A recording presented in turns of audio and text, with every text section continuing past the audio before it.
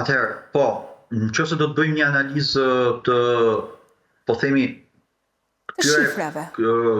shifrave, dhe këto janë, po themi, në këto momente është lufta më e fortë, të cilën në vlerësimin tim mund të ketë ndryshim rezultati, sepse luftë ka edhe midis subjekteve të tjera politike, pra midis kandidatëve subjekte politike edhe në përqarje të tjera, mund të ketë edhe në Durrës, mund të ketë edhe në Tiranë edhe brenda Partisë Demokratike, por diferenca është e tillë sa që besoj që e bën të pamundur ndryshimin e rezultateve. Për shembull, është e pamundur që të ndryshojnë 1000 vota midis zotit Ndoja dhe zotit Kalaja në Durrës.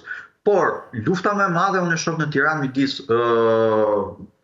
jo siç e thatë, midis zonjës Gjilameti dhe zonjës Xhaçka.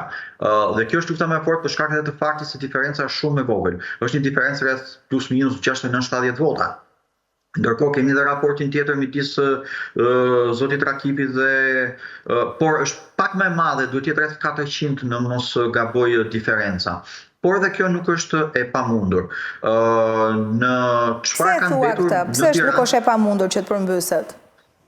Atëherë, ne nuk e dim asnjëherë se si do dalin shifrat. Në Tiranë, pra në qarkun e Tiranës, janë për të numëruar në total rreth 43.000 vota diaspore, dhe në këto momente janë numëruar rreth 27.000 e disa vota, pra rreth